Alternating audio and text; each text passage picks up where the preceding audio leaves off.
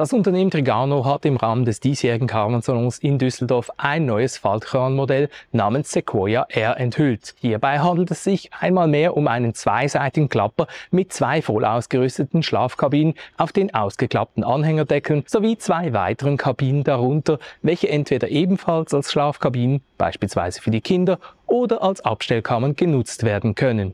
Apropos Schlafkabinen, der Sequoia verfügt über ein neues seitliches Belüftungssystem direkt neben dem Lattenrost der beiden Betten, welches für eine bessere Luftzirkulation sorgen soll und hoffentlich später auch auf die anderen Modelle seitens Trigano übertragen wird. Daneben gäbe es auf der Seite des Hauptzeltes noch die Möglichkeit, per Reißverschluss einen Unterstand, beispielsweise für Fahrräder oder eine Außentoilette zu montieren. Allerdings gab es hier auf der Messe nicht genügend Platz, um dieses auch noch aufzubauen und abzuspannen. Die wirklich große Neuerung befindet sich allerdings direkt vor dem eigentlichen Hauptzelt mit seinen bis zu 4 Schlafkammern in Form eines geräumigen Vorzeltes mit Luftgestänge.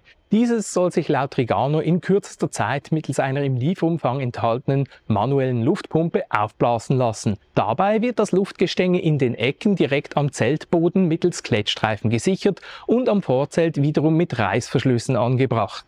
Die zur Spitze hin zulaufende Anordnung des Luftgestänges gibt dem Vorzelt entsprechend die Form einer Kuppel, erlaubt allerdings auch, dass sich neben der Front nun auch eine Seite komplett entfernen und die gegenüberliegende Seite zumindest hochrollen und als Tür nutzen lässt. Dadurch hat man auf Wunsch sogar noch mehr Luft in Form des entstehenden Luftzuges im Vorzelt als durch die neue Gestängetechnik, was gerade in heißen Gefilden von Vorteil sein kann. Die Vorzeltgröße wurde an der Messe zwar mit knapp 3,5 auf 5 Meter angegeben, allerdings dürfte es sich hierbei wohl noch nicht um die finalen Angaben gehandelt haben, da es definitiv kleiner wirkte als das Vorzelt des direkt daneben stehenden Trigano Cherokee mit eben genau diesen Spezifikationen. Mit meinem groben Schrittmaß kam ich da dann doch eher auf 3 mal 4 Meter.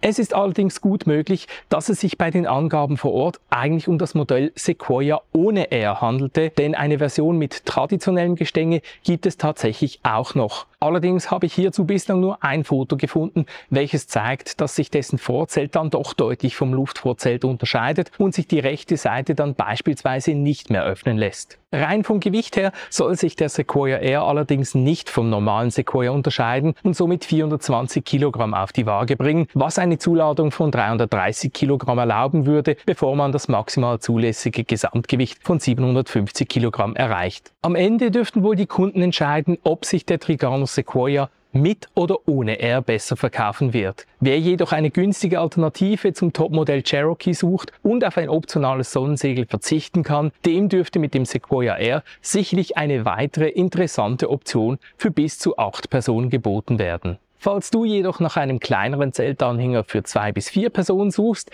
dann wirf am besten einen Blick auf die zweite Faltcaravan-Neuvorstellung des diesjährigen Caravansalons in Düsseldorf.